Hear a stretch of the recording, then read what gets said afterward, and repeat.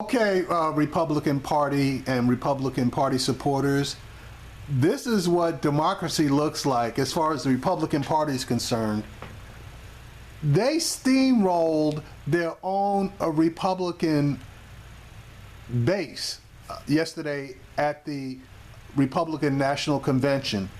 And it's a huge story, and it's a bigger story than it might have been if they had just allowed a roll call vote. Yeah, it would have screwed up timing of everything, including the speeches later on in the evening, but they could have made that up because they took a major timeout, and all they needed to do actually in order to get themselves back in schedule was to cancel a few of the speakers for the sake of time, or move them to a different time slot. But nope, that's not how the Republican Party rolls. Here you go. The chairman of the convention walked off the stage and left it completely unattended for like 5 or 10 minutes. Never seen anything like that in my entire life. This is a very simple, standard garden variety procedural mechanism that we were employing to ask for a roll call vote. We don't regard that as unusual. Wow. Boy, Mike Lee, that was Mike Lee from Utah. I got to say, what happened? He was very good yesterday on the floor. Very good because he didn't, become enraged, even though he could have. But he was like, "What the heck? Yeah. This is just wrong on so many levels, and I'm waiting to see how they fix it." The unity that some Republicans were hoping for was not present on the convention floor yesterday afternoon, as supporters of the Never Trump faction sought a roll call on convention rules. It was a vote they were bound to lose, but would give them an opportunity to register their dissatisfaction. They were joined by conservative delegates led by former Virginia Attorney General Ken Cuccinelli and Senator Mike Lee, whose changes to party rules were blocked last week. Party leadership was able to halt the roll call vote, which led to a shouting match in front of all the TV cameras, with protesting delegates screaming shame while others chanted Trump. Some delegates registered disappointment while another delegate claimed to have been threatened. This is really appalling. This is the party of law and order that I was an attorney general. That was, that matters to me. And if you won't obey your own rules, there's no reason to think you'll obey any others. And here we've got RNC trampling their own grassroots delegates. When I opened the bathroom door, there were two women there, and they told me that I was really stupid, and I kind of blew it off, and they said, "No, we're serious, you should die." It was surprising that they really tried to threaten and put us down, maybe in hope to get rid of us. That's horrible.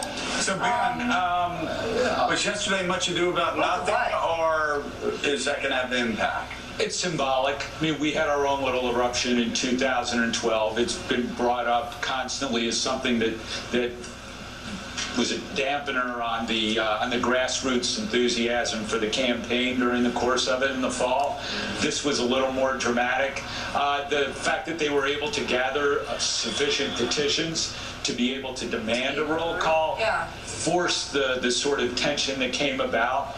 The whips needed to pull people off the floor, get them to change their votes. I would be shocked if people weren't brought back to Paul Manafort for the final sell.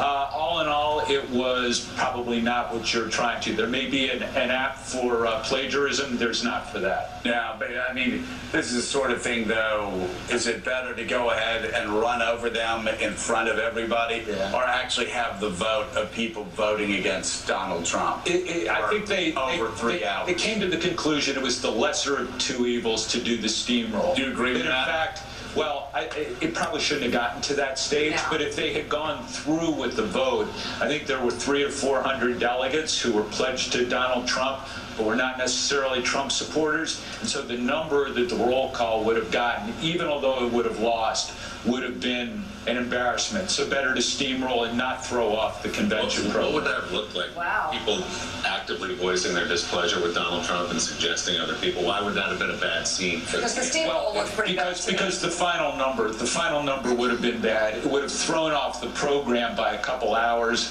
Melania Trump might not have been in prime time if they'd actually gone through the roll call. So you start thinking about convention management and time management. Mark Halpern, though, you had the steamrolling and everything else. It made it look like the convention started out split. You got Paul Ryan with comments this morning that you showed yesterday that you showed me. Pretty remarkable what Paul Ryan said yesterday, and it suggests that this party still is in need of coming together. It's not united, and I think Paul Manafort and the deputies he's brought here, and he's brought a lot of people here that kind of put the band back together, people he's worked with over the years. I think given the divisions within the delegations, they've actually done a pretty good job of keeping this from spiraling out of control. But there's no doubt that there are people here who are not enthusiastic. One of the most striking things about this convention is a number of people we all run into who are here, who've been to conventions. You say, well, you're on board now. And they're like, nah, not really. I'm here, but I'm Talk not. about the Ryan comments. Well, he spoke to, according to the AP, he spoke to the Wisconsin delegation, never mentioned Donald Trump, the party's nominee, and then later asked about it, said he's not my kind of conservative.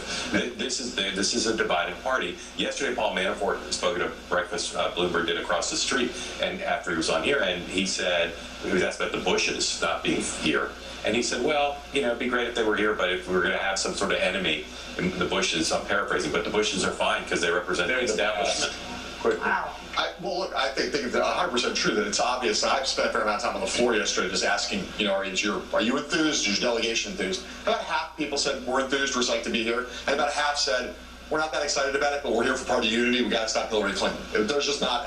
That's not unusual to find people like that at past conventions, but it was a bigger proportion, I would say, than in past conventions that are there for the good of the party and not excited about Trump.